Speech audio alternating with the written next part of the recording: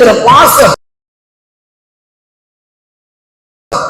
நம்முடைய அமலின் காரணமாகத்தான் இந்த நிலை அல்லாஹ் வாழும் நிதர்சனமான நிகழ்காலத்தில் இந்த அருளை வெளிப்படுத்தியிருக்கிறார். அல்லாஹ் எத்தனையோ அருள் செஞ்சிருக்கிறான், அது நம்ம பார்வைக்கு நம்ம அறிவுக்கு எட்டதில்லை.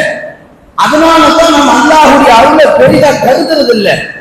அல்லாஹுடைய நியமத்தை நீங்க என்ன நினைச்சா உங்களால எண்ணி முடிக்க முடியாதுன்னு அல்லாஹ் குர்ஆன்ல எண்ணி முடிக்க முடியும். உங்கள் ஆயுள் முடித்து விடும், ரப்பினுடைய நியமத்தை எண்ணி முடிக்க முடியாது. அப்படி கோடான கோடி கொடுக்கப்பட்ட நியமத்துக்களில் ஒரு நியமத்து தான் வாழும் நிகழ்காலத்தில் அடித்தட்டு மக்கள் நடுத்தர மக்களுக்கு அல்லாஹ்வால் செய்யப்பட்ட ஒரு பெரும் உதவி, ஜிஎஸ்டியில குறைக்கப்பட்ட பெரும் ஒரு அற்புத ஒரு ஏற்பாடு. ஏன்னா இன்னைக்கு எல்லா இடங்களிலும் பரவலா அவருதான் இவருதான் அவங்களால தான் இன்னைக்கு நாங்க நிம்மதியா வாழ்றோம்.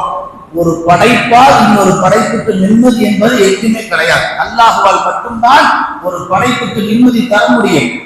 இந்த உலகத்தில் படைப்புகளால் தான் நமக்கு எல்லாம் நடக்கிறது என்று ஒரு படைப்பு விளங்கி வாழும் என்று சொன்னால் அந்த வாழ்க்கை குஃப்ர் என்றார்கள் நபிகள் நாயகம் ஸல்லல்லாஹு அலைஹி வஸல்லம் அவர்கள்.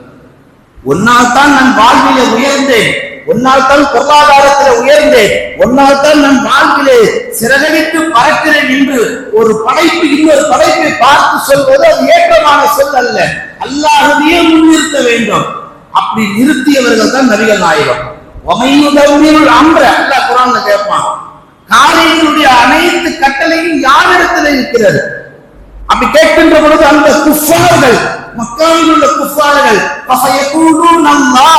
அவர்கள் சொல்லுவார்கள் அல்லாஹ்விடத்தில் தான் இருக்கிறது, ஒத்துக்கொள்வார்கள். குஃபா அல்லாஹ் தான் எல்லாம் நடத்துறான்.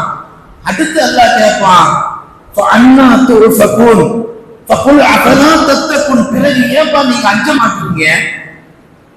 பொருளாதாரத்துடைய துறையில் இருக்கக்கூடிய சீதாராமன் அவர்கள் தான் ஜிஎஸ்டி குறைச்சார் என்று ஒரு பக்கம் இருந்தாலும் மறுபக்கம் இதை சாத்தியப்படுத்தியது யாரு? சாத்தியப்படுத்த முடியுமா? சாத்தியத்துக்கு உண்டாகுமா? புழக்கத்தில் இருந்த நோட்டுகளை, புழக்கத்தில் இருந்த எத்தனை அத்தியாவசிய பொருட்களை எல்லாம் கடும் உச்சத்தில் கொண்டு போய் வைத்த 8 ஆண்டு காலத்துக்கு முன்பதாக இருந்த ஜிஎஸ்டி நிலையில் இன்றைக்கு இருக்கக்கூடிய நிலைக்கும் வித்தியாசத்தை வைத்து பார்த்தால் இது சாத்தியமே படாது. அவங்க அஜெண்டாவில் இது கிடையாது. இன்றைக்கு சாத்தியப்படுத்த முடிந்திருக்கு சொன்னால்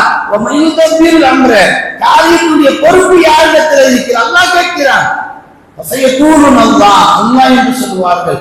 அல்லாஹ் என்று சொல்கிறீர்களே, பக்குல் அப்பதா தத்தக்கும், ஏன் பயப்பட மாட்டேங்கிறீங்க? பயப்படுங்க, எனக்கு அஞ்சுங்க, நான் தான் எல்லா காரியத்தையும் நிர்வகிக்கக்கூடியவர், எல்லாம் என்னுடைய ஆற்றல், என்னுடைய